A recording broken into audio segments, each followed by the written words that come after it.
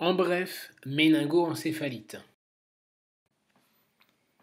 Si l'on suspecte une méningo-encéphalite, il ne faut pas traîner. Qu'est-ce que sont les signes d'appel? Une fièvre et un syndrome méningé ou des signes neurologiques centraux. Le syndrome méningé comprend plusieurs symptômes qui ne sont pas toujours présents, que dans 50% des cas.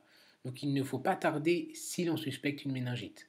Cela comprend céphalée violente, photophonophobie, cervicalgie raide et parfois nausées, vomissements. Les signes neurologiques centraux orientent vers une encéphalite. Deux signes cliniques, c'est pour leur valeur prédictive positive. Ils sont peu sensibles, donc pas toujours présents. C'est le signe de Brudzinski, le B comme brain, c'est-à-dire qu'on fait une flexion de la tête, ça vient irriter les méninges, c'est douloureux. De l'autre côté, le kerning, pour le K comme knee en anglais, c'est quand on fait une flexion des genoux, ça va venir irriter aussi les racines et c'est douloureux.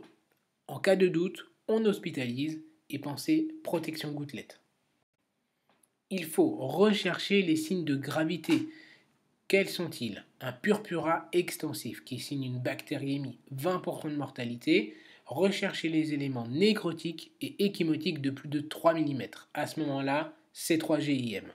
Recherchez des signes neurologiques, Glasgow-11, des signes de focalisation et un état de mal convulsif. Ça signe une souffrance encéphalique. Et des signes d'instabilité hémodynamique. Quand on suspecte une méningo-encéphalite, il faut penser est-ce qu'il existe une contre-indication à la ponction lombaire. Les contre-indications, c'est une infection au point de ponction, un trouble de l'hémodynamique, une dyscrasie, donc un problème de la crase, de la coagulation, et des signes neurologiques. Auquel cas, il faut faire un scanner, les hémocultures, mettre corticothérapie et antibiothérapie, puis la ponction lombaire, une fois qu'il n'y aura plus de contre-indication. S'il n'y a pas de contre-indication à faire la ponction, à ce moment-là, on fait la ponction avec le bilan bio et les hémocultures et une glycémie capillaire.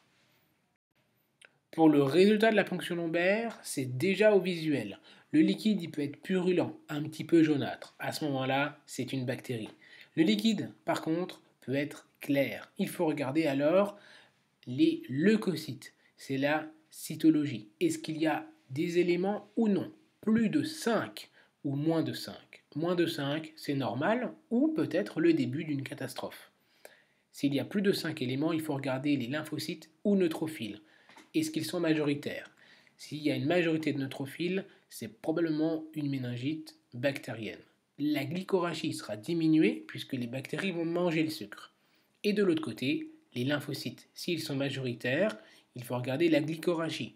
Soit la glycorachie est encore une fois diminuée, ça signe des bactéries qui mangent le sucre, comme la listeria ou la tuberculose.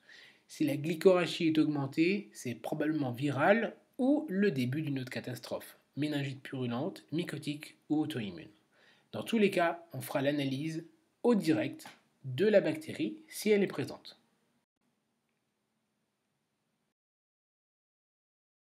On va voir l'intérêt rapidement pour le traitement.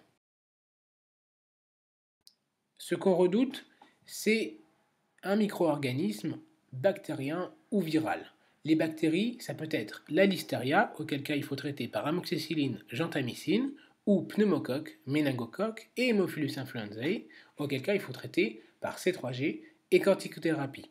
Pour les virus, on retient surtout l'herpès et le varicelle, HSV, VZV, qu'il faut traiter par acyclovir.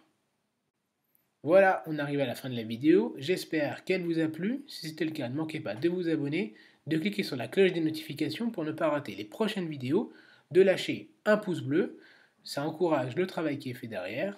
Quant à moi, il ne me reste plus qu'à vous dire de prendre soin de vous et de vos patients.